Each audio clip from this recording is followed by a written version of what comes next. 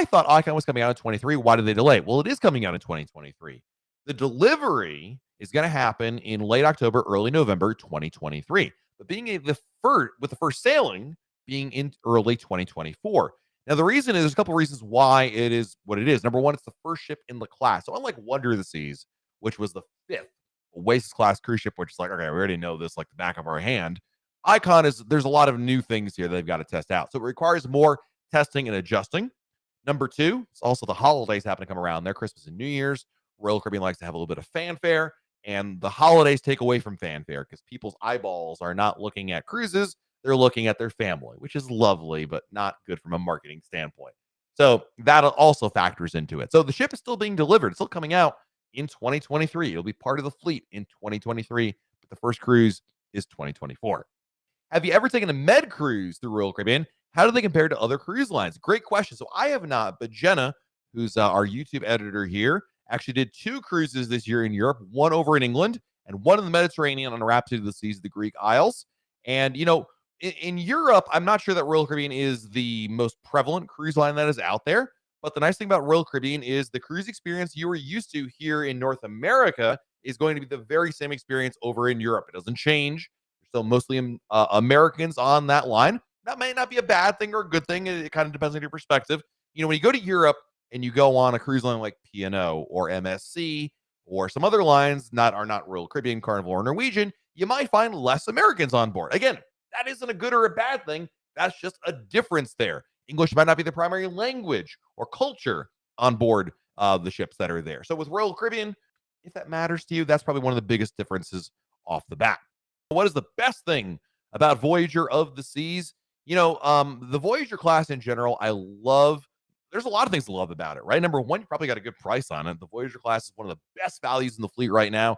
I love doing sail away on the helipad at the front of the ship. I think it's absolutely amazing out there. Definitely make sure you make a point to get out there at some point. I'd also point out with Voyager of the Seas that the Royal Promenade is a wonderful place to hang out in. Lots of good live music, schooner bar, pub. I think the Voyager class is just one of my favorites. I'm a big, big fan. Leaving on Oasis on Wednesday, what's the first bar and first place for lunch you recommend? Trellis Bar in Central Park, and then go to Park Cafe for lunch. They're right next to each other, Nathan, all in Central Park. So up to you if you want to hit the bar first or lunch first, but go there, go to the Trellis Bar, get your favorite drink there, and then go straight to Park Cafe, get the Kemmel roast beef sandwich or a salad or both. Lovely, far less crowded in the Windjammer. Definitely the way to go about it. No doubt. What is my opinion of cruising on Grandeur of the Seas versus Wonder? Oh boy. All right, Steve. I don't know what your cruising experience is, but they're vastly different ships. Now, different does not mean bad. It means different. Wonder of the Seas is the largest cruise ship in the world right now.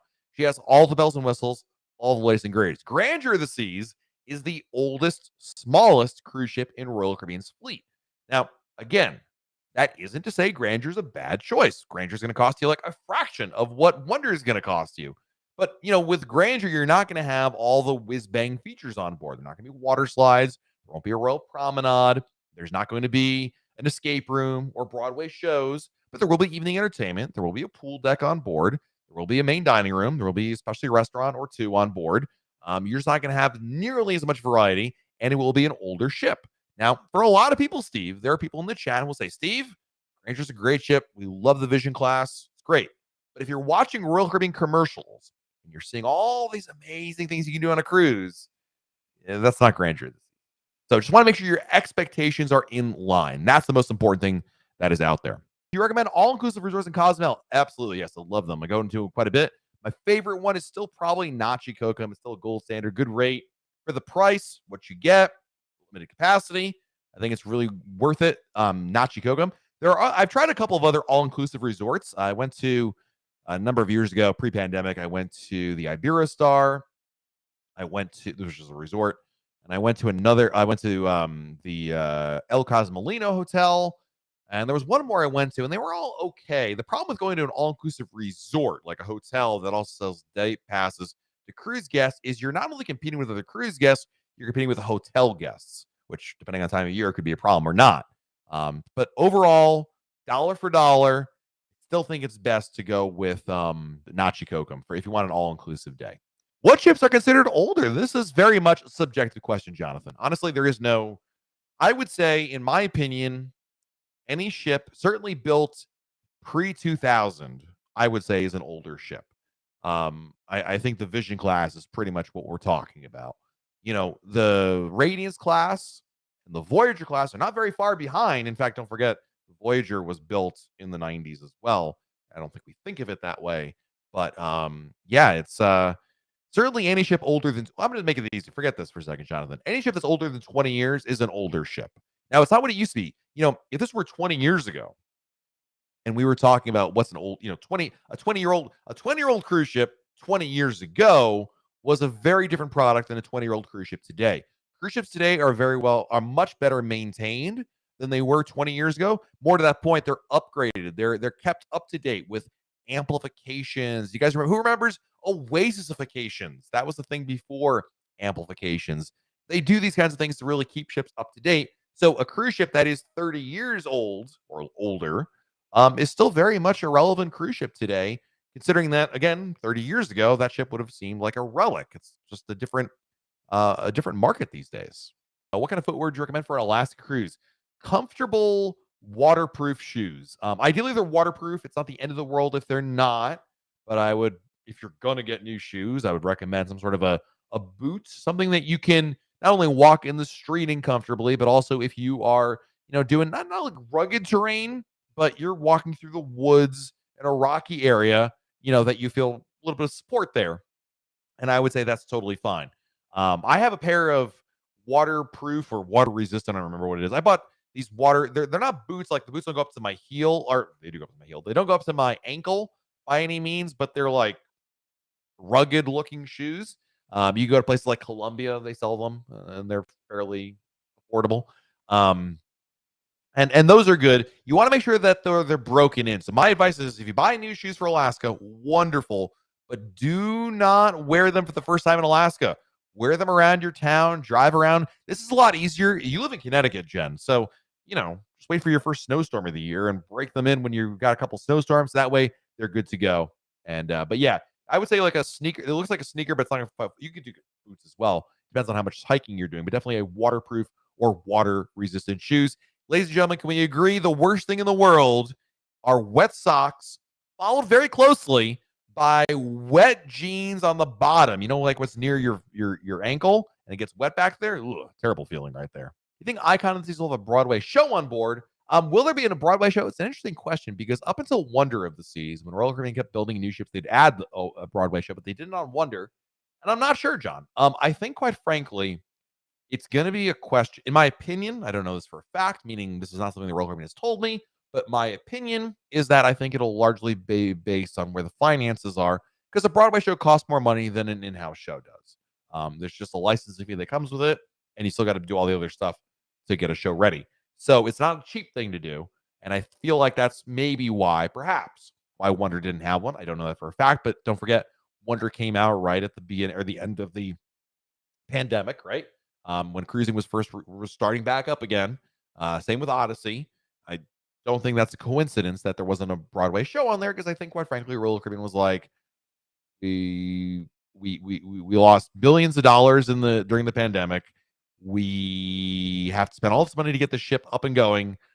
We're going to not cut corners, but we're going to cut costs where we can. Let's be reasonable about it, and that's one of them. But Icon is coming out, and still, we're more than a year away. A lot can change between now and then, John. So would I be more surprised if there was or was not a Broadway show? Ooh, I think today, where I'm sitting right now, I would say I'd be more surprised if there wasn't a Broadway show on Icon, but you never know. Royal Caribbean's entertainment game has really been stepping up.